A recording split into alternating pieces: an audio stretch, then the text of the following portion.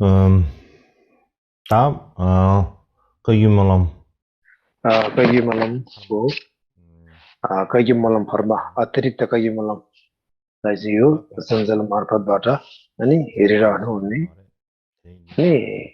अब यो सञ्जाल मार्फतबाट गर्नु परिरहेको छ अहिले अनि यो सञ्जालबाट अब यो kayu malam अब यसरी सुरुवात गरिरहनु भएको अब यो विभिन्न गुम्बाको अब यो कल्याण मित्र गुरुहरू त्यस्तै गरी अब भिक्षु भिक्षुनीहरू त्यस्तै गरी अब अनि अनि अहिलेको यो गृहस्थी वर्गहरू सबैलाई नै सुस्वास्थ्यको कामना र टसितले हार्दिक यहाँ अभिवादन व्यक्त गर्न चाहन्छु अनि अस्ति मैले यो अतिशाको यो जीवनी कथा मैले सुरुवात गरेको थियो अनि यो मल्लममा चाहिँ 3 दिन बाहेक अब अरू दिन अब मैले बताउने समय रहेन त्यही कारणले अब आज दोस्रो दिन अनि अनि आज र भोलि भित्रमा यो अतिशाको नाम त मैले बताइसक्नु पर्ने हुन्छ अथवा उहाँको जीवनी कथा अनि आज यसलाई मैले अब मिलाउनको लागि त्यति अब समय दिन सकेन होइन धेरै नै अब यसमा हतार पतास भएकोले अब मलाई अब समय पनि पुगेन अनि अनि यसको अब छोटकरीमा संक्षिप्त भाइ यसको विस्तारमा अब जीवनी कथा मैले बताउन सकेको छैन अनि सबै अब इतिहास चाहिँ मैले उहाँको जीवनी कथा मैले बताउन सकेको छैन अनि अस्ति मैले अनि उहाँ कसरी अब जन्म हुनुभयो उहाँको जात अनि जन्मिने स्थल होइन कुन ठाउँमा जन्मिनु भयो कुरा मैले बताएँ त्यस्तै गरी अब बाल्य अनि बाल्यकालमा अब यसरी अब मन्त्रको कुराहरू पनि अब कसरी उहाँले अब यो अध्ययन गर्नुभयो भन्ने विषय बताइसक्यो अब चाहिँ के हो भिक्षु कसरी हुनुभयो भने अब यसको विषय बताउन चाहँदैछु अब कुन कारणले उहाँ भिक्षु हुनुभयो भन्दाखेरि उनी अब जब नि हुँदा अध्यक्षले अब मन्त्र अभ्यास गर्ने र मन्त्रमा धेरै निर्देशनहरू गरेको एउटा व्यक्ति हो उहाँले त्यसैले अनि उहाँ चाहिँ अब सानो बेलामा यसरी मन्त्रको अभ्यास गर्नुहुन्थ्यो उहाँले धेरै मन्त्रहरू उहाँले सुन्नुभयो निर्देशन गर्नुभयो त्यसैले मन्त्रमा विषयमा उहाँ धेरै महारत एकदम पोख्ता हुनुभयो हासिल गर्नुभयो अनि उहाँको पहिलो सोच यो थियो कि यहाँ यस जीवनकालमा तान्त्रिक अभ्यासबाट मात्र बुद्धत्व अनि प्राप्त गर्नेछु भनेर उहाँले यसरी सोच्नुभयो अनि उहाँले अनि तान्त्रिक अभ्यासमा प्रवेश गर्नुभयो त्यो बेला तर त्यो बेला के हो त अब भिक्षु हुनुको लागि धेरै सपनाहरू देखाए सङ्केत देखाए उहाँलाई तर एक रात सपनामा रहेको अब उहाँको अगाडि आकाशमा आएर एउटा अब हेरुका आउनु भएछ अनि भविष्यवाणी गर्नु भयो कि त्यो बेला एउटा अब सन्तान अवधूतिको आचरणले तिमी कतै पनि पुग्न सक्दैनौ त्यसैले तिमी अनि भिक्षु हुनु पर्दछ अनि तिमी भिक्षु बन्नु भने पछि गएर तिमीलाई धेरै भिक्षुहरू र धेरै अब तिमीले चेलाहरूलाई अब तिमीलाई चेला प्राप्त हुनेछ भनेर बताउनु भयो अनि एकदम उसले एक रात अब अचम्मको एउटा सपना के देखेछ त्यो भन्दा एकदम अचम्भित हुने सपना एउटा ठुलो मन्दिर एउटा मठ मन्दिर थियो भिक्षुहरू थियो त्यो ठुलो सङ्घमा अनि उहाँ जानु भएछ त्यो सङ्घले घेरिएको अनि बीचमा चाहिँ अब भगवान शाक्यमुनि गौतम बुद्ध बस्नु भएको रहेछ त्यो बेला चाहिँ भगवान गौतम बुद्ध अब के हो त दिउँसोको अब खाना ग्रहण गरिरहनु भएको थियो अनि त्यो भिक्षुको पछाडि चाहिँ अब आफै अब एउटा भिक्षुको अन्तिम लाइनमा पङ्क्तिमा बस्नु भएको थियो अनि माथिबाट बुद्धले यस्तो हेरेर नि अतिशयलाई औँला देखाउँदै भनेछ यो तल बस्ने एउटा मान्छे चाहिँ कुन केमा लोभ भएर केमा सांसारिक मायामा फसिरहेछ नि यो भिक्षु नभएको होला यो के कुरामा अल्झिएर यो भिक्षु नभएको होला भन्दा बुद्धले यसरी औँली देखाएर अतिशयलाई अनि हात देखाउनु भएको सपना देखाउनु भएछ यो चाहिँ अलिकता अचम्बित आश्चर्यजनक सपना छ यो चाहिँ फेरि अर्को रात अनि उसले एउटा कस्तो सपना देखेछ भन्दाखेरि अनि अनि एउटा मन्दिरमा मण्डपमा चाहिँ अनि एउटा मैत्रीयाना बुद्ध अनि नजिकमा आएर अनि उहाँ त्यो बेला आउनुभएको रहेछ मैत्रीयाना बुद्ध जसले अब दर्शन गर्नुभएछ सबैनामा अनि भिक्षुको पोस्टर लगाएको थियो त्यो बेला यो अनि मैत्रीयाना आएर भन्नुभएछ कि अतिशयलाई के भन्नुभएछ भने यो भिक्षुहरूको लागि ठाउँ हो तिम्रो घर यहाँ होइन त्यसैले यहाँ नआऊ तिमी बाहिर जाऊ भन्ने यसरी अनि सङ्केत के छ अनि त्यो बेला मैत्रीयाना एउटा भिक्षुको वस्त्रमा आएर अनि यो तिम्रो ठाउँ होइन तिम्रो आफ्नै ठाउँमा जाऊ यो त भिक्षुको ठाउँ हो भनेर सपना मैत्रीयाना बुद्धले यसरी विभिन्न सपनाहरू अनि सपना देखाउँदाखेरि अनि त्यसैले यो सङ्केतहरू थियो कि अतिशयले मनमा एउटा विचार गरे कि अब म पक्कै अवश्य नै अब भिक्षु बन्नुपर्दछ भनेर यसरी विचार आएर नलेन्द्रमा अनि धर्म राम्रो जान्ने अनि एकजना पोख्ता गृहस्थ थिए अनि त्यो एउटा गृहस्थ के हो त धर्ममा एकदम उत्सुकता भएको चाहना भएको अलिकति के हो त अनुभवी एउटा गृहस्थ थियो बौद्ध धर्म पछि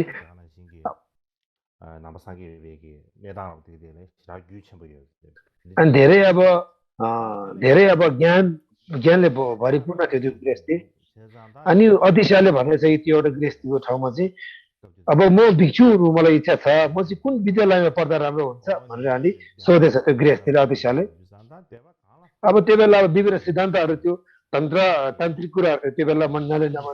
त्यो बेला अनि यो कुराहरू चाहिँ अब राख्यो अतिशयले गृहस्थीलाई अब त्यो बेला गृहस्थीले भनेछ कि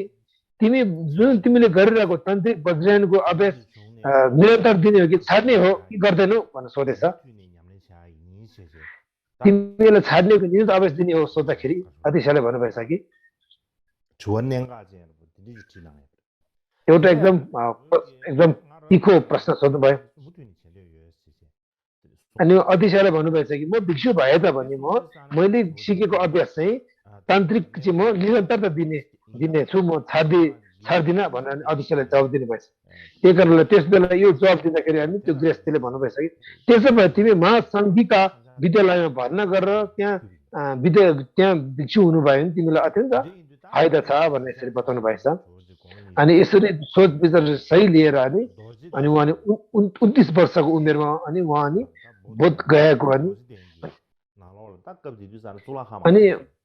अब त्यो बोध गयामा धेरै अब मन्दिरहरू थियो बौद्ध मन्दिर अब त्यो बेला अब महाबोधि विहार भने त्यो बेला थियो होइन त्यो बेला उहाँ चाहिँ भिक्षु हुनुभएको थियो उहाँ चाहिँ बोध गयामा महाबोधि मन्दिरमा अब भिक्षु हुनुभएको रहेछ अब कसैले भन्छ अब अत्यन्तपुरी अब मण्डपमा विद्यालयमा अब भिक्षु हुनुभएको हो भन्ने कुरा पनि छ यो विभिन्न उहाँको अब जीवनी कथामा विभिन्न फरक भनौँ कुरा रहेको छ अब मन्दिरमा महासङ्घीका विनयका महान विनय गुरु अनि गुरु अब शिल रक्षितद्वारा अब उहाँ बुद्ध ज्ञानबाट आबद्ध हुने मार्गमा लागेको शिष्यहरूको श्रृङ्खलामा नियुक्त गरेको थियो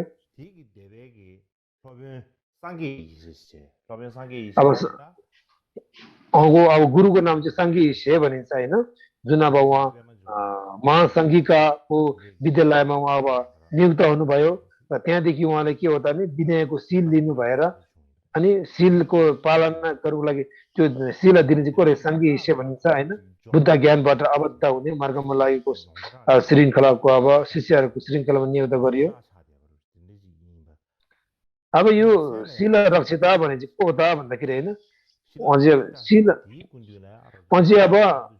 यो दोस्रो मार्ग होइन प्रयोग मार्गको ज्ञान उहाँलाई अब प्राप्त भएको थियो भनिन्छ अब यसरी अब अतिशयलाई चाहिँ त्यो अब शिल रक्षिताले नाम के दियो भने दिपङ्कर श्री ज्ञान भन्ने नाम दियो उहाँलाई दिएको थियो गुरु बुद्ध ज्ञानको परम्पराको मानिसहरूको नाममा अन्तिम शब्दको रूपमा ज्ञान भन्ने चलन थियो त्यसैले अतिशयको नामलाई चाहिँ अब यसरी दियो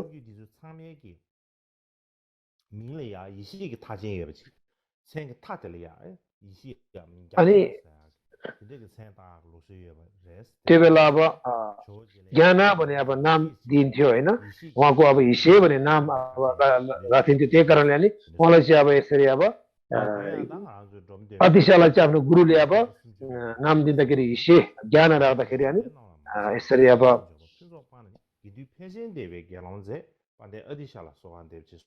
अनि त्यो बेला नि यसरी डमडम बाबा नि यो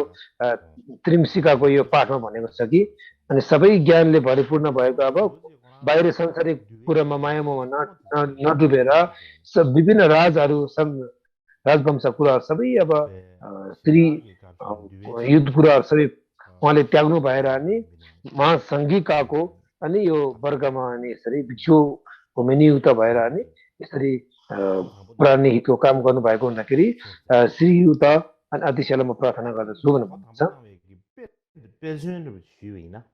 त्यहाँदेखि अनि भन्नुभयो उहाँले सानो कुरामा पनि अब कहिले पनि अब यो पतन हुने कुराहरू नराम्रो कुराहरू यसरी गर्नु भएन भनेको छ होइन एउटा उदाहरणको लागि एउटा के हो त माटोको भाँडाभित्र राखेको अब त्यहाँ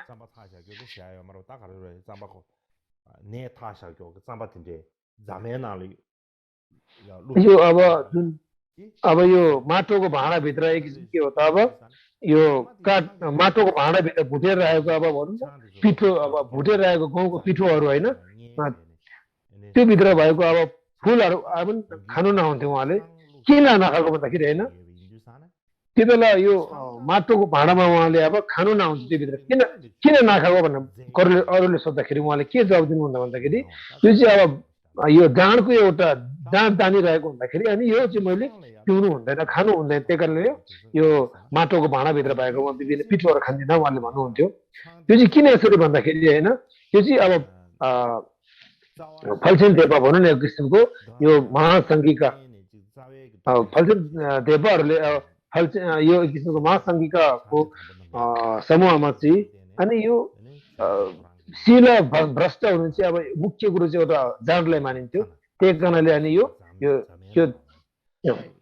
अनि यो जाँड हालेको भाँडाभित्र खायो भने मलाई पनि शिल भ्रष्ट भएको हुँदाखेरि म नखाने भनेर यसरी उहाँले ग्रहण गर्नु भएन मुख्य कारण चाहिँ यही हो यसरी अब उहाँले बताउनु भएको जे भए तापनि अब अतिशयले अर्को मुखर के भयो भन्नुभयो भन्दाखेरि मैले यो प्रतिमोक्षको शिला लिइसकेपछि मलाई कुनै पनि दोषले अनि कुनै पनि अब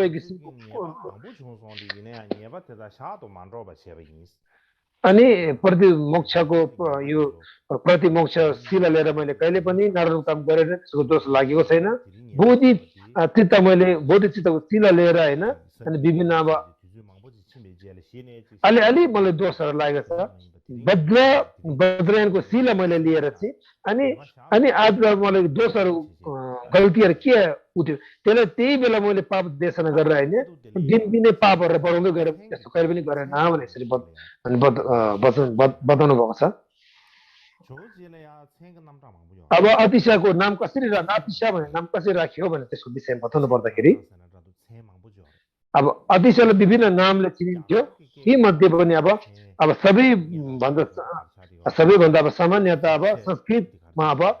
संस्कृत नाममा उहाँलाई चाहिँ अतिशय भनिन्छ उहाँलाई चाहिँ अब अतिशयलाई अब भोट भाषा भोट भाषा अनुवाद गर्दाखेरि यसले फुल्दु झुवा भन्छ अब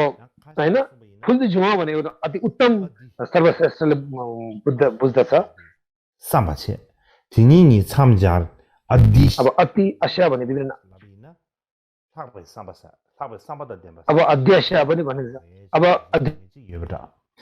यहाँ खासैसँग चित्तलाई भन्दो रहेछ होइन अति भनेको अधिकतम ज्यादाले जान्दछ स्या भने एउटा ज्ञानलाई होइन बुझ्दछ अब स्यासी भने चाहिँ के हो त अब अनि एक किसिमको अब स्याल अब एक किसिमको एउटा शान्तलाई पनि बुझ्दछ भने यसरी भनिन्छ अब अर्को अर्थ अतिशय भने के हो त भन्दाखेरि होइन अब गर्दाखेरि अब अर्थमा अले महायोगी टीको अर्थ महान पण्डित र सको अर्थ महाभिक्षु हो भन्ने चाहिँ यसरी भनिन्छ अनि अनि अतिशा भनिन्छ आ भनेको महायोगीले बुझ्दो रहेछ होइन आ भने ती भन्नाले महापण्डित सा भन्नाले अब भिक्षु भन्दो रहेछ कसैले अब एउटा चाहिँ अब भिक्षुलाई भन्दा तर पनि एउटा चाहिँ के हो त यसलाई चाहिँ यो भिक्षुलाई नभने एउटा गेजौँ श्रमणलाई भनिन्छ जुन अब पुण्यलाई सञ्चय गर्दै हिँड्नेलाई चाहिँ अब यसलाई गेजौँ भनिन्छ अब यो अतिशय भन्ने नाम कसरी उहाँलाई पायो त भन्दाखेरि नाम दियो त भन्दाखेरि यहाँ दुई मुख्य व्याख्याहरू छन् एउटा चाहिँ पेन्सिन सोनम ढापाको कदम छेजुङको भित्र के राखेको छ त भन्दाखेरि झाङचुब हो द्वारा चाहिँ लालामा झाङचुब हो होइन अनि झाङचु ओद्वारा झाङचु ओद्वारा दिएको थियो जसले यो गुरुसँग उच्च ज्ञान र करुणा छ त्यसैले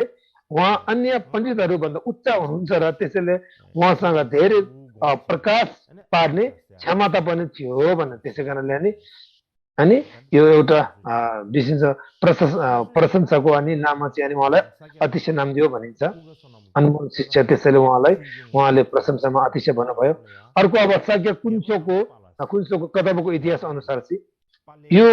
हो कि राजा धर्मपालले आफू सबै पण्डित र सिद्धिहरूमध्ये श्रेष्ठ भएको स्वीकार गरे उनले अनि विक्रमशिला अनि निम्तो दिएर उनलाई अतिशय उपाधि दिए भने पनि छ अनि यो धर्मपालले जुन अब यो अतिशयलाई अब यसरी स्वागत गर्नुभयो होइन विक्रमशिलामा स्वागत गर्दाखेरि अब अतिशय नाम दियो भन्ने भनिन्छ तर पनि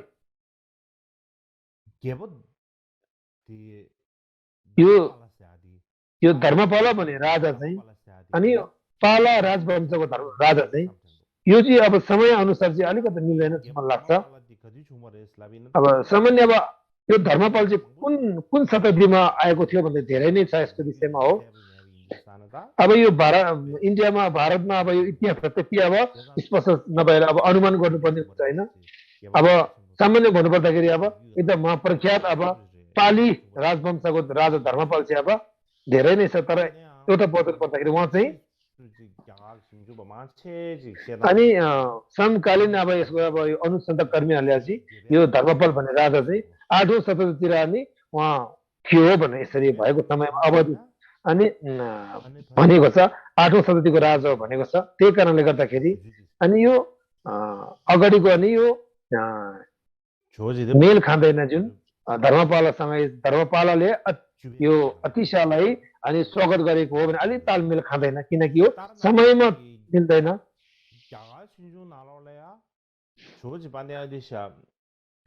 अब तारानाथले के भनेछ भन्दाखेरि अनि अतिशय अब जुन अब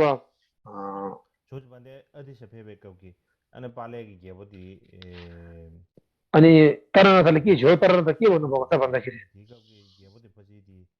अनि त्यो बेला अब बिहापाला राजा हो जुन अतिशाको पालोमा धर्मपाल होइन भने यसरी अब अनि यसरी झो तारानाथले भन्नुभएको छ तर यसलाई पनि हामीले के हो त विचार विश्लेषण यसलाई जाँच गर्नु जरुरी छ त्यही कारणले अनि अगाडि यो भनौँ न पेन्सेश्वरले यसरी अब कदम छुजुङ भित्र अनि यसरी अब झाङचु भोद्वारा अनि यसरी झाङचु भो लाग्छ कि यो अधिक तार्किक छ कि झाङचु भोलाई उहाँले नाम दियो भने चाहिँ सुहाउँछ अब जीवनमा प्रयोग हुने नाम झो हो यो नाम लासाका दुई झो मूर्तिको नाम पनि हो अनि झो नम्बर यी भनिन्छ यसलाई अब जोसक नाम यी पनि भन्छ अब झो भनेर जे भने हाम्रो फरक एउटा यसको अर्थ एउटै लिनु गएको छ अब यो फरक यदि मात्र हो कि त्यहाँ अत्यन्त छ कि छैन त्यो संस्कृत शब्द स्वामी हो झो भनेको स्वामी भनिन्छ होइन अनुवाद हो भनेर व्याख्या गरिएको छ झोको अर्थ चाहिँ स्वामी हो भनेर अब भोट भाषामा अब झो भने के हो त अनि कहिलेकाहीँ आफ्नो एउटा राजा होइन नेता मन्त्रीलाई कहिलेकाहीँ अब आफूभन्दा अब के हो त पुरानो व्यक्ति होइन एक किसिमको अब आफूभन्दा वरिष्ठ व्यक्ति दाजुलाई जेठो छोरालाई आजो जो जो झोला पनि भनिन्छ अर्थात् जेठो दाजु अनि एक किसिमको के हो त सर्व अब आफूभन्दा ठुलोलाई भनिन्छ अनि त्यसैले नै रासाको झो जस्तै अनि सम्भोग काया लुगा र गहना रहेको बुद्धको मूर्तिलाई पनि बुझ्न सकिन्छ झो भनेर Tebeki kunyenti solya chos layak lusu chiyabindar.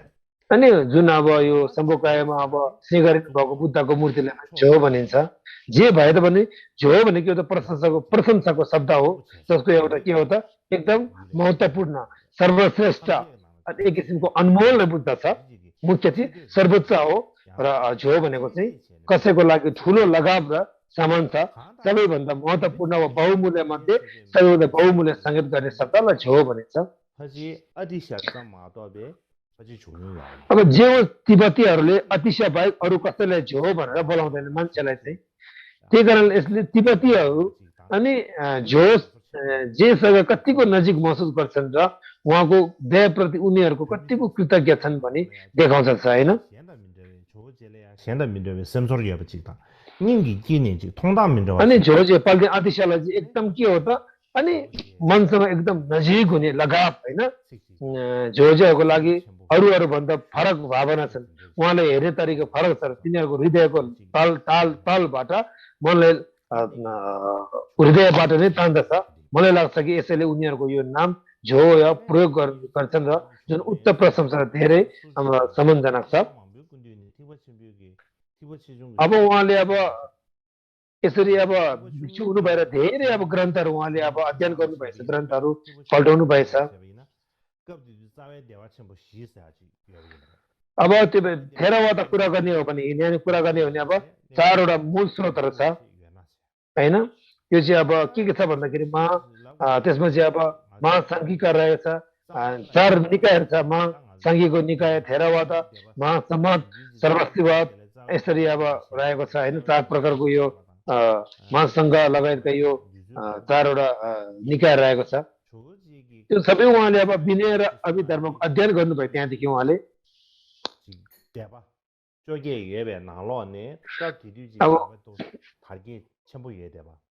अब त्यो बेला अब 18वटा अब यसरी अब निकायहरू फैलिएको थियो होइन त्यो बेला चाहिँ के हो एकदम अब विशेषता अब एकदम फैलिएको निकाय चाहिँ अब चारवटा भन्नु थिएन होइन अनि यो बेला अब अब निकायहरू थियो अनि महास्तवी र महासङ्घिका महासमाज अनि सर्वस्तिवाद चारवटा निकायहरू थियो यो भित्र आउने त्रिपिटक छ होइन विनय पिटक अभिधर्म पिटक होइन त्यसै गरी अब सूत्र पिटक आफूले गरेको थियो चारै निकाय हुने उहाँले त्रिपिटकै यसरी अध्ययन गर्नुभयो अनि उसलाई तिनीहरू मध्ये प्रत्येक अभ्यासहरू स्पष्ट रूपमा थाहा थियो होइन थियो तिनीहरूलाई अब हमेसा यहाँसम्म कि कसरी नौ सिकियाहरूले खानाको समयमा बिछुवा र बिछु कसरी दिनुपर्छ भन्ने कुराहरू अब त्यस्तो सबै थाहा हुन्थ्यो होइन अब के हो त भिक्षुहरूको यो भोजन गर्ने समयमा यो चारवटा निकायले कस्तो कस्तो गरी यो आफ्नो नीति विधानहरू हुन्छ भने यसको एकदम ज्ञान उहाँसँग थियो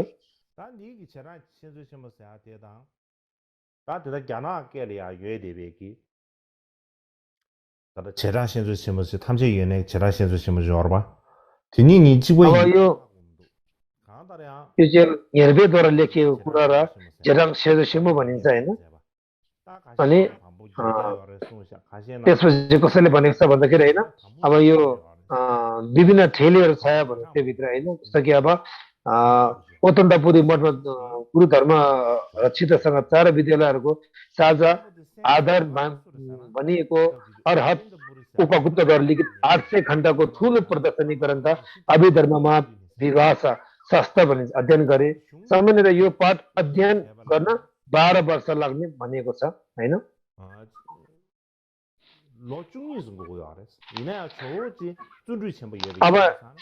अब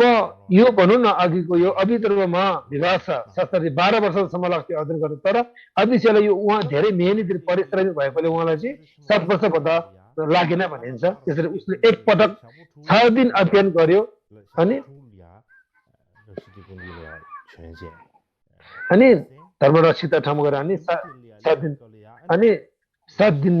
उहाँ गएर 7 दिन अब एक किसिमको अब अनि अध्ययन गर्नुभयो त्यसपछि अब अर्को अनि यो त्यसपछि अब उहाँ 6 दिनको लागि फर्काउनु भएर त्यो दिन फेरि अब यसरी बाहिर आउनु भएर फेरि यसरी अनि त्यसपछि अब 7औं साँझमा छोड्नु भयो उहाँले त्यसपछि उहाँ 6 दिनको लागि फेरि फर्काउनु भएर फेरि छोड्नु भयो किनभने उनी सर्वकाहरूसँग 7 दिन बिताउन चाहँदैनन् अनि यसरी अब लेक्ति सेरपले यसरी बताउनुहुन्छ त्यही कारणले गर्दाखेरि यो यसरी किन 7 दिन बाहिर जानुहुन्छ भन्दाखेरि होइन अब थेरावादाको यो सर्वकामा चाहिँ अब 7 दिनभन्दा गुरुसँग बस्न नपाउने हुँदाखेरि होइन यसरी अब गुरुको प्रति यो त बाचाले यसरी इज्जतको गर्नुको लागि यसरी अनि 7 दिन फराउने बाहिर अनि जानुहुन्थ्यो यसरी अध्ययन गर्थ्यो भने मुगले विषयले बताउनु भएको छ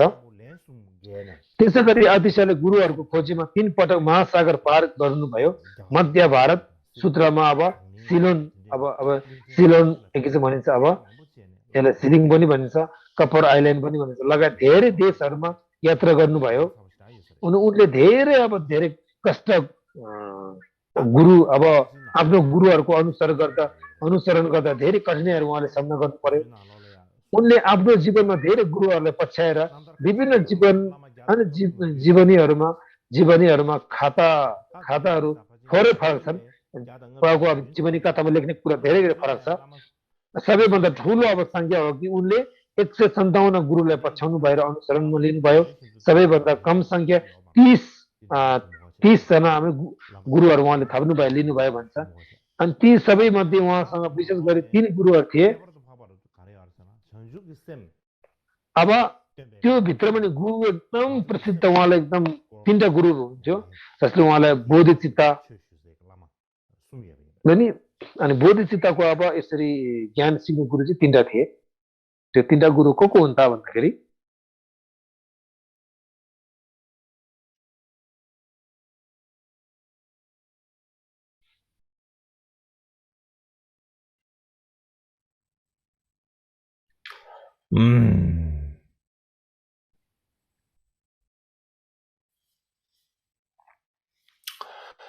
लामा सुम्बुद घरघरले सुबिन यी 3टा गुरु को थिए त भन्दाखेरि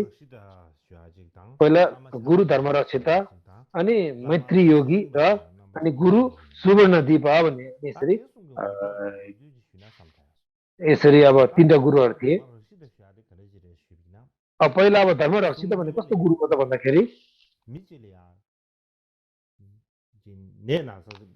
अनि मौखिक इतिहासको अनुसार चाहिँ अब पहिला धर्मरक्षित त्यहाँ एकजना मानिस थियो उहाँ धर्मरक्षित ठाउँ एकजना मान्छे थियो अनि एकजना मानिस थियो जो बिरामी परेको थियो अनि र उनको रोग निको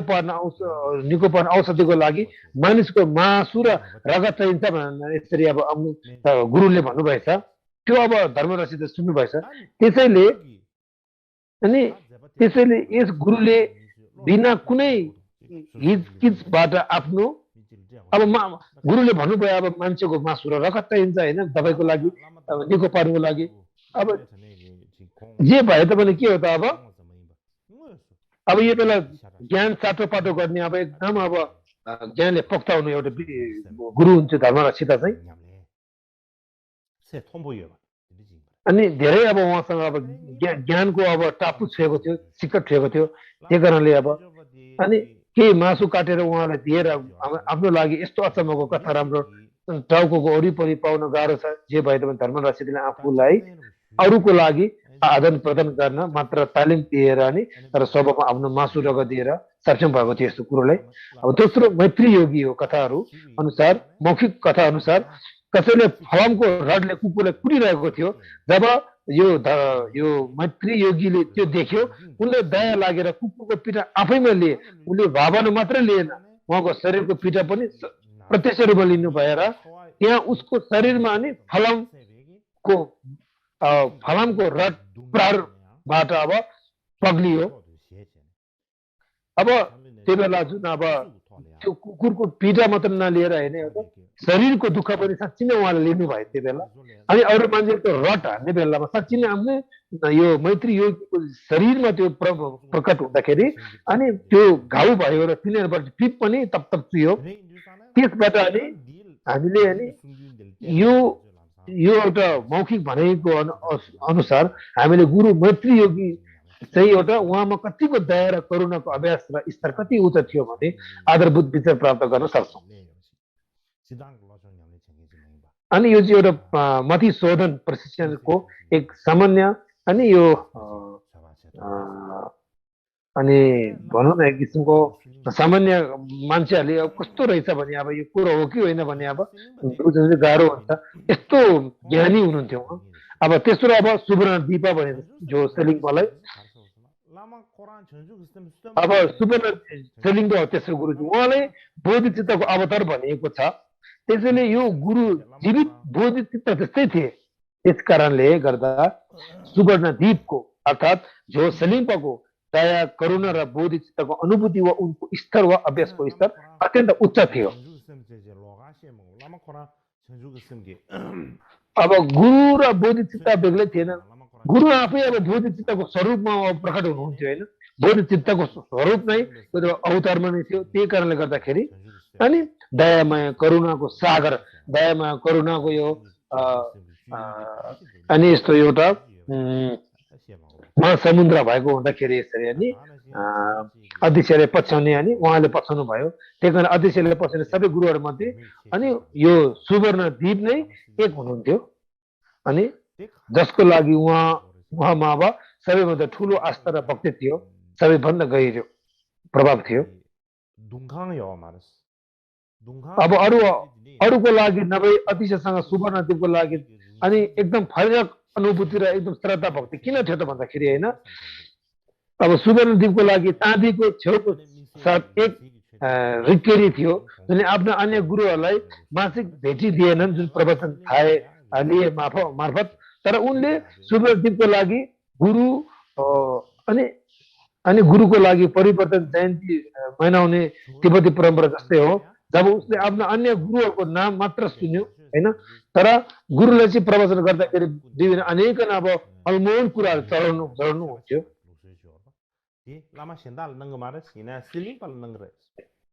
अब अतिशयले चाहिँ के हो त भन्दाखेरि जुन अब परिनिर्वाणको जन्म जयन्ती परिनिर्वाणको जयन्ती मनाउने बेला अब के अब टिबेटमा चढाउने कुरा थियो अरूलाई त नचढाउ तर यो झोसेलिङपाको परिनिर्वाण जयन्ती पनि विभिन्न कुरा चढाउनु त्यसले गर्दाखेरि अरूभन्दा अलग हिसाबले उहाँलाई यसरी मान्नुहुन्थ्यो अब अर्को फरक के छ भन्दाखेरि जब उसले आफ्ना अन्य गुरुहरूको नाम मात्र सुन्यो उसले आफ्नो हृदयमा आफ्नो हत्केला अञ्जलीबद्ध गर्थ्यो तर जब उसले अनि सुवर्ण दीपको कुरा सुन्दाखेरि चाहिँ उसले आफ्नो हत्केला चाहिँ माथि शिरमा यसरी हत्केला गर्नुहुन्थ्यो होइन शिरमा राखेर अञ्जलीबद्ध गर्नुहुन्थ्यो उनको टाउको माथि राखेर अरू गुरुहरूलाई अब सम्झँदा आँसु आउँदै थियो होइन अतिशयले अरू गुरु सम्झिँदाखेरि अब आँसु नआउँथ्यो तर सुवर्ण दीपले सम्झँदा आँसु एकदम तब्बक थियो उहाँको भनिन्छ त्यसै कारणले गर्दाखेरि अनि आफ्नो अब सबै अब आफ्नो अब अतिशय गुरुहरू धेरै अब सबै अन्य गुरुहरूमध्ये सुवर्ण दीप प्रतिको यस्तो समर्पण किन थियो भनेर अनि सोद्धाखेरि अनि सोध्यो अदिशालाई तपाईँसँग अनेक गुरुहरू छ तपाईँको तर जो सेलिङपा एक किसिमको सुवर्ण दीपको लागि किन एकदम तपाईँले धेरै अब मान्नुहुन्छ त भनेर सोद्धाखेरि उहाँले अब जवाब दिनुभएछ कि मेरा गुरुहरू राम्रो वा नराम्रो वा उच्च वा कम गुणहरूको त्यस्तो कहिले पनि छैन होइन सबैमा बराबर सबैमा राम्रो गुरुहरू ज्ञानले पोख्त भएको भरिपूर्ण भएको भए कोही उच्च कोही कम कोही पनि छैन तर अरू सबै गुरुहरू भएर सुवर्णदीप चाहिँ मेरो लागि सबैभन्दा दयालु र अनि किन भयो त हैन सबै कोहीमा श्रद्धा भक्ति हुने अनि कसैमा नहुने नभएकोले होइन सबैमा एउटै नै मेरो श्रद्धा भक्ति छ तर सुवर्णदीप मेरो सबैभन्दा दयालु किन थियो भन्दाखेरि मेरो लागि धेरै कृपालु हुनुहुन्छ उहाँ कृतज्ञता धेरै मेरो स्थान हुनुहुन्छ उहाँ कृपाको एउटा भूमिका हुनुहुन्छ उहाँ अनि मेरो गुरु भनेको मेरो अनि एउटा बोधिचित्तको रूपमा छ मेरो मनमै बास गरेको छ त्यही कारणले गर्दाखेरि म सुवर्णदीपको दयाको कारण हो भने यसरी जवाब दिनुभएछ उनले पनि यो भने सुवर्णदीप दिन मसँग अरूको लागि आत्मा विनियम गर्ने यो बोध हुने छैन भनेको छ त्यही कारणले गर्दाखेरि अनि मैले जुन दिन सुवर्णदीप गुरु भेट्यो त्यो दिनदेखि मैले बोधिचित्तलाई अभ्यास गरेँ त्यो दिनदेखि मैले ज्ञानको एउटा बोधिचित्तको एउटा महिमालाई बुझेँ त्योभन्दा अगाडि बुझेको थियो तर सुवर्णदीप गुरुले चाहिँ मलाई यसरी ज्ञानको रूपमा यसरी मलाई प्रकट भएको थिएन भन्ने यसरी बताउनु भयो त्यही कारणले गर्दाखेरि अब यो सिलिङ भनेको चाहिँ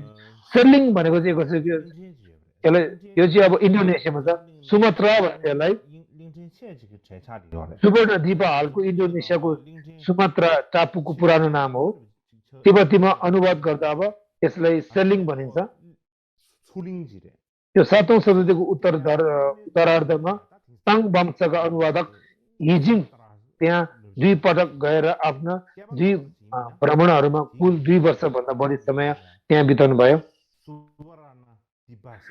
यो चाहिँ अब 7औं अब यसरी अब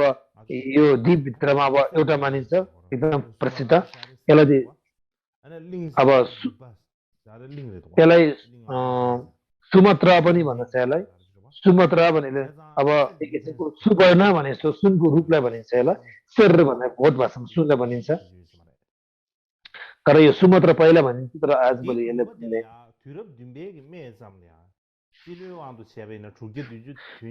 जस्तो कि अब यो 7औं शताब्दीको उत्तरार्धमा अब धेन दाबो भन्नु एक किसिमको होइन थाङ वंशका अनुवादक इजिङ त्यहाँ 2 पटक जानुभएको थियो र आफ्ना 2 भ्रमणहरूमा कुल 2 वर्षभन्दा बढी समय त्यहाँ बिताए भनिन्छ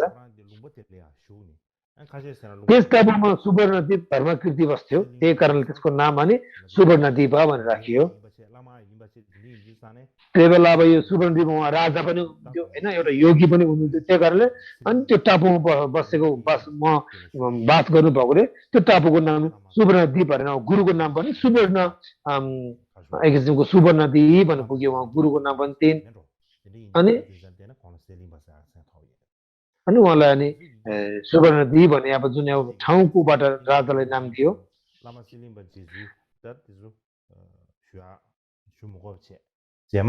त्यही कारणले गर्दाखेरि अनि यसको विषयमा चाहिँ अब यसको कारणले गर्दा उहाँ सुवर्णदीपलाई कसरी भेट गर्नुभयो अतिशाले म वर्णन गर्न सक्दिनँ अहिले समय पनि छैन पछि मौका मिल्यो भने गर्नेछु सामान्यतः अतिशाले महायान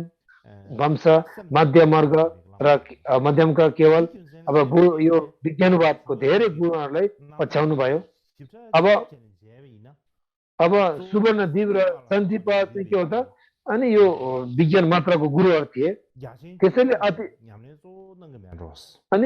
त्यसैले अतिशाको जीवन र मुक्तिलाई विस्तृत रूपमा हेर्दा मलाई लाग्छ कि उनले मुख्य सुवर्णदीप र अरूहरू पारित भएका आचरणका आवासहरूमा केन्द्रित थिए यसलाई हामीले चार्य परम्परा भनिन्छ यसलाई त्यही कारणले गर्दाखेरि जे होस् अतिशाको अब विज्ञान मात्र अब अभ्याससँग मध्यमार्गको दृष्टिकोणलाई एकबद्ध गर्ने अभ्यासपछि तिब्बती बौद्ध धर्ममा धेरै प्रभावशाली थियो अनि विज्ञानवादमा र मध्यमको कुरा जोजी पाल्ने आदिशा अर्थात् श्रीका दीपकको धेरै ठुलो अब भूमिका थियो अनि भारतमा तारानाथको धर्मको इतिहास अनुसार अतिशयपछि विक्रमशिला मठको सध्य अतन्तपुरीको मठाधीश भनिन् यो चाहिँ त तारानाथको भने अनुसार हो अनि अतन्तपुरी लगायतका होइन त्यहाँको अब मठाधीश बन्नुभएको थियो त्यो बेला प्रमुख अब गुरु बन्नुभएको थियो तर उहाँले सबै विद्यालयहरूका गुरुको रूपमा कसरी सेवन गर्यो र उहाँको गतिविधि भारतभर कसरी फैलियो भन्ने बारेमा म अहिले पछि बनाउला अनि सबै निकायहरूबाट अनि उहाँले किन मान्छेले सम्मान गर्थ्यो भन्दाखेरि सबै निकाय सर्वस्तिवाद निकाय त्यसै गरी महासङ्घिका लगायत विभिन्न अब के हो त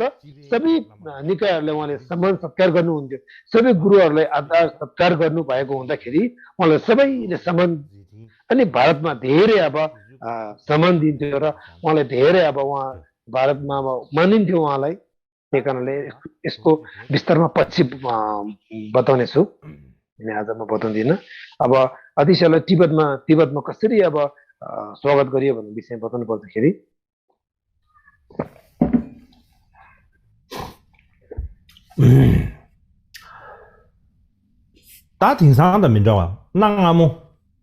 अब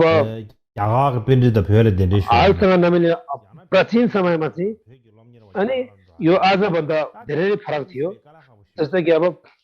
भारतीय पण्डितहरूलाई अब तिब्बतमा ल्याउनु तिब्बतका स्थलहरूको भ्रमण गर्न अध्ययन गर्नको लागि भारत जाने लगायतका प्रयासहरू थिएन अत्यन्त धेरै अब कठिन थियो होइन धेरै अब सामना गर्नु पर्थ्यो यसरी भारतबाट अब तिब्बतमा यसरी स्वागत गर्नलाई होइन अविश्वसनीय कठिनाइ छ विशेष गरी त्यति बेला अतिशय भारतको सबैभन्दा प्रसिद्ध र महत्त्वपूर्ण बौद्ध गुरुहरूमध्ये एक थियो होइन त्यही कारणले गर्दाखेरि एकैछिनमा भनेको बेलामै अहिले जस्तो यो सञ्जाल मार्फत अब हामीले दूरदर्शी मार्फत अब देखेर हेरेर यसरी बोल्न नसक्थ्यो त्यही कारणले गर्दाखेरि अनि धेरै गाह्रो थियो त्यस हुने बाबत पनि अब कुन कारणले अतिशयलाई चाहिँ भोटमा स्वागत गरे यसरी निम्त्याउनु भयो त भन्दाखेरि त्यसैले निम्त गर्दा तुरन्तै तिब्बत जान सम्भव पनि थिएन त्यसो भए अतिशयलाई तिब्बत दिनुको कारण र परिस्थिति के थियो भने उनको जहाँ अब सक्षम अनि यसरी अब यसको कारण बताउनु पर्दाखेरि जस्तै अब 7औं शताब्दीको अब प्रारम्भमा अब तिब्बती राजा सङ्जे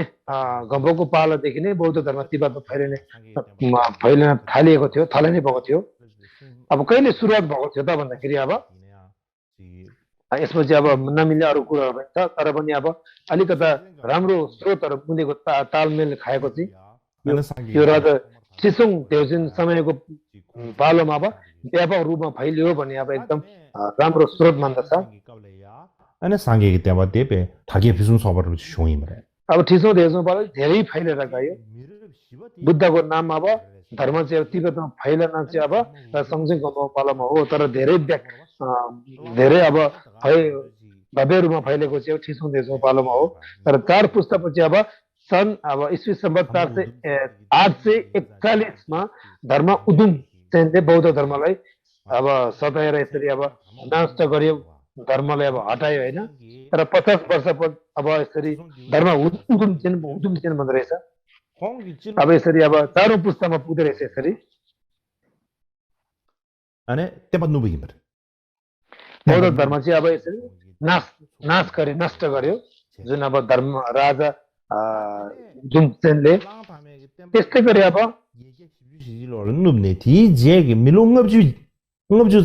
अब यो चाहिँ लङ धर्म पनि भनिन्छ त्यसको अब त्यो धर्मलाई नष्ट गरेर 50 वर्षपछि अब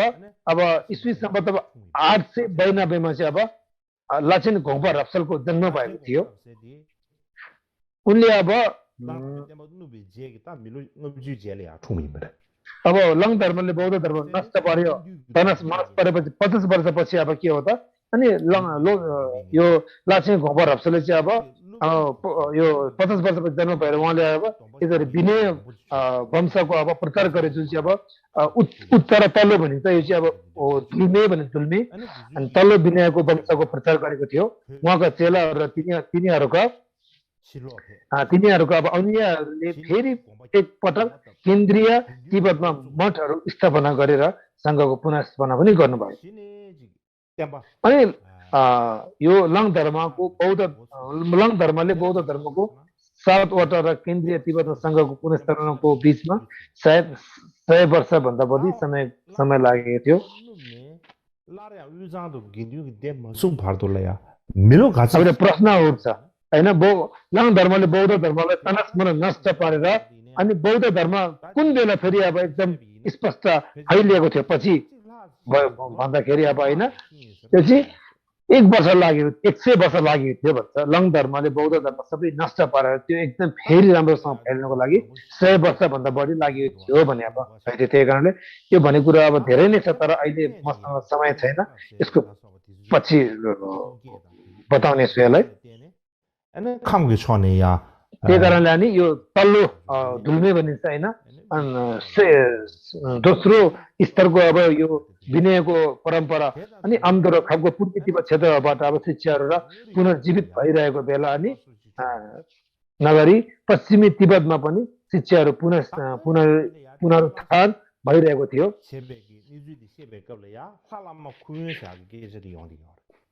त्यो बेला लालामा कुन भन्ने कुरा आउँछ जब हामी गाडीमा शिक्षाको पुनर्स्थापना गर्ने बारे बोल्छौँ हामीले लालामा उनका भतिजाको बारेमा बोल्नु पर्दछ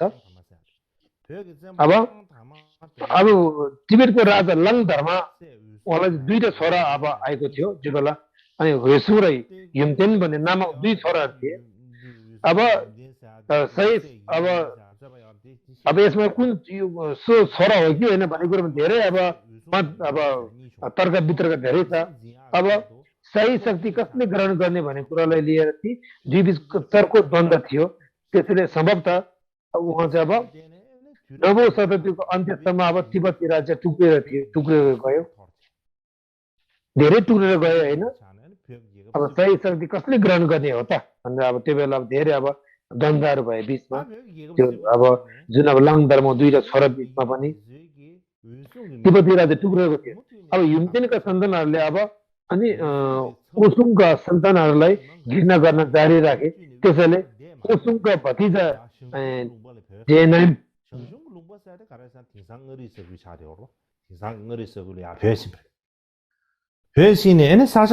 अनि जेनाम गोनले साङसुङ भनिने क्षेत्रमा अनि भग्नु पर्यो र जुन आजकल नारी भनिन्छ उनी त्यस क्षेत्रको राजा थिए तिनका 3 छोरा थिए र छोराहरू बिच कुनै द्वन्द्व नहोस् भनेर तिनले नारीको क्षेत्रलाई अब 3 भागमा बाँडेछ हैन जुन यो लङधर्मको छोरा 2 छोरामा चाहिँ 1 छोराले चाहिँ अनि त्यो नारीलाई चाहिँ 3 क्षेत्रमा बाँडेको हुँदाखेरि बल्ल अनि यसलाई त्यो नारीको सुन भन्दो रहेछ त्यसरी त्यो बेला चाहिँ थिएन रहेछ बाँडेर प्रत्येक एक जनालाई अब दिए त्यस बेला नारी तीन नारी भन्ने क्षेत्र भन्ने शब्द त्यो बेला उत्पत्ति भयो ती मध्ये पुराङको क्षेत्र दोस्रो छोरा अनि टासी देवनले शासन गरेपछि त्यहाँ क्षेत्रमा प्रख्यात पुगेर राजवंश सुरु भयो अब यसलाई अब 3 प्रान्त भनिन्छ यसरी टिबेटको हैन त्यो चाहिँ अब होइनको अनि त्यो चाहिँ अब तिब्बतले बनाएको होइन यो अनि यो भोटको शासन चाहिँ अब 3 वर्षमा अब 3 ठाउँमा अब बाँडिएको भनेपछि होर राजवंशले गरेको रहेछ यो तर पनि यसको यो इतिहासको लेखकभित्र चाहिँ अनि उच्चाङ गरी कोसुम भनेको चाहिँ अब एक प्रान्तमा मिलाएको रहेछ भोटको इतिहासमा लेखकमा छैन तर यो हैन चीनको अब इतिहास लेखिएको रहेछ यो चीनको अब यो लेखकभित्र चाहिँ राखिएको छ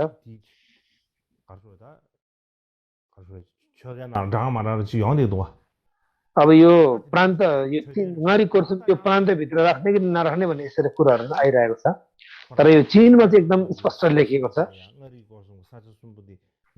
अनि यसरी अब जुन अब त्यस 3 जना छोराले यसरी अनि 3 छोरालाई एउटा भाग लागेछ पुराङ 저 사자들이야 अनि 계급 조세 पुराङ त्यही 계급 कारणले गर्दाखेरि अब होइन तीमध्ये पुरङ क्षेत्र दोस्रो छोरा तासी देगुनले शासन गरेछ यसरी अब आफूले त्यो से गेबति मिङला सोङेला गरे त्यसपछि क्षेत्र प्रख्यात राजवंश सुरुवात भयो उनको 2 छोरा थियो त्यो बेला हैन जेठो 콩 쳬버차베 제리아 구기기 गेरब 구기기 अनि यसरी अब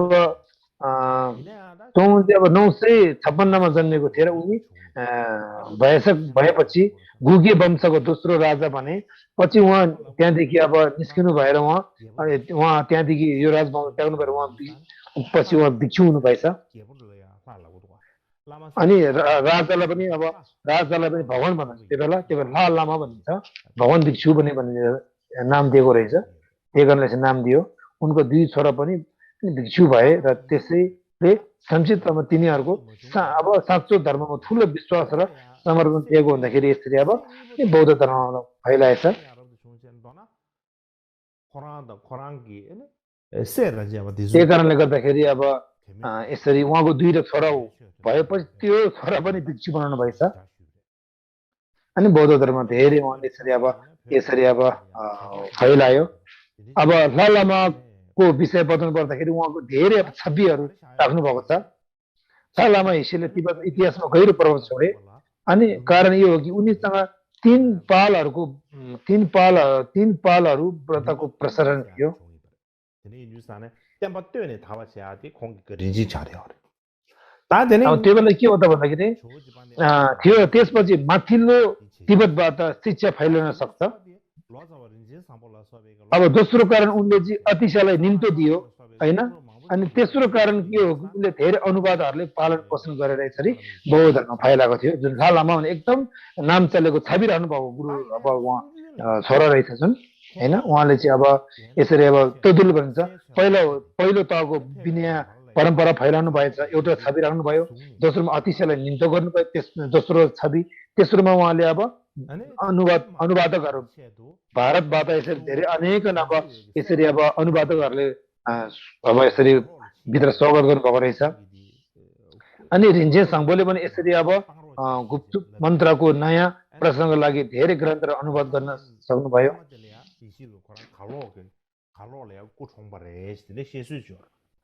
भनिन्छ कि यो हेसी अतिशयलाई निम्तो दिनु सुन खोज्दै गए तर घरलोकका राजाले उनलाई कैद गरेर उनलाई छोडेन हेसी होका भतिजा झ्याङचुप ओडले हेसी ओडको लागि फिरौतीको रूपमा धेरै सुन खोजेर तर उनी अझै पनि रिहा भएनन् घरलोकले त्यस बेला हेसी ओडको हत्या गरे पनि भनिन्छ त्यही कारणले गर्दाखेरि यस्तो भने कुरा पनि छ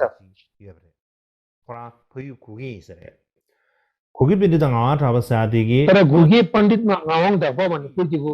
इतिहास अनुसार जुन अब नागरी टोलिङमा राखिएका थिए त्यसलाई अब ngari थोलिङ भन्छ हैन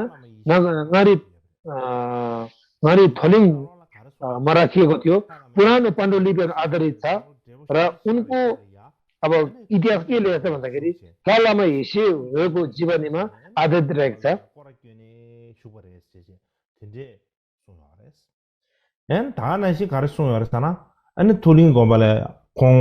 अर्को के छ भन्दाखेरि हैन थोलिङ गुम्बामा जुन जाँदाखेरि अब लामा हेसी जाँदाखेरि अनि ठुलो उमेर हुँदाखेरि हैन अनि उमेर ठुलो हुँदाखेरि अब एकदम मान्छेहरूले दर्शन नदिकन त्यो बेला अब कोही पनि मान्छे नगरिकन यसरी लामो समयसम्म ध्यानमा बस्नु भएको थियो भनेको छ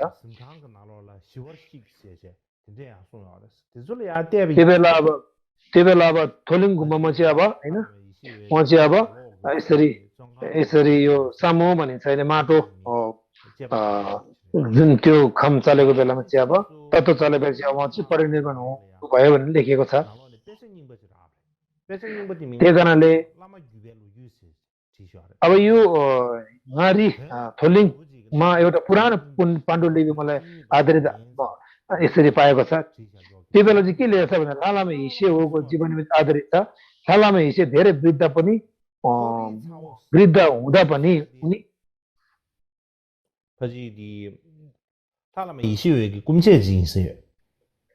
가시에 있잖아. अब त्यो चाहिँ हामीले अब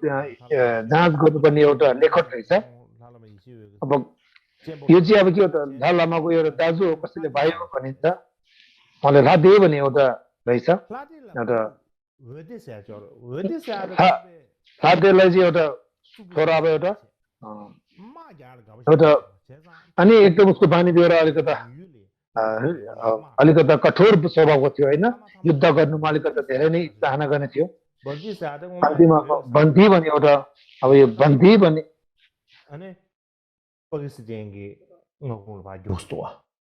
अब बन्दी भने पहिला टिबेटको रहेछ होइन पहिला चाहिँ बन्दी रचुम्बा भन्ने ठाउँ रहेछ तर अहिले चाहिँ पाकिस्तानतिर पुगेको रहेछ यो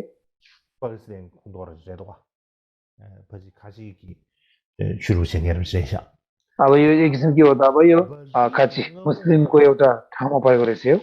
बन्दीको ठाउँमा चाहिँ एउटा आज बद्दी पाकिस्तान भन्दो रहेछ त्यो ठाउँलाई अहिले प्राचीन त्यो कालमा भोटको रहेछ त्यो बेला धेरै युद्ध गरेको थियो अनि युद्ध गर्दाखेरि अनि पराजय भएर त्यो बेला अब धेरै अब उसले अब धेरै अनि शिवा हो झाङजु हो लगायत विभिन्न अनि एक किसिम के हो त अब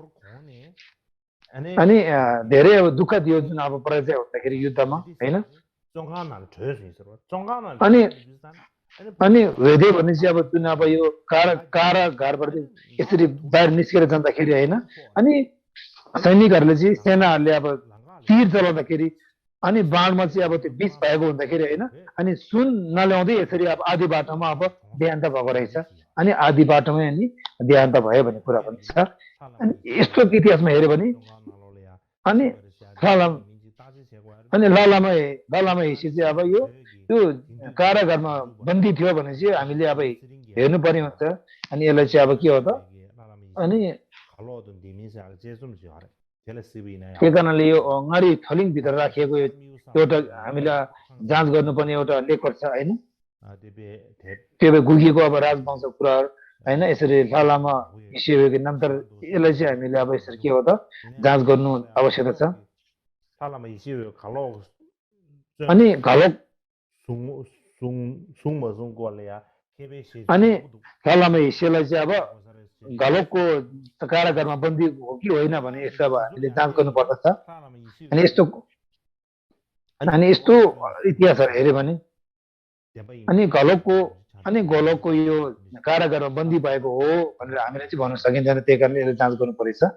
जारी छ त्यही कारणले आज चाहिँ म यतिमै राख्न चाहन्छु पछि फेरि हेर्न म दिन्छु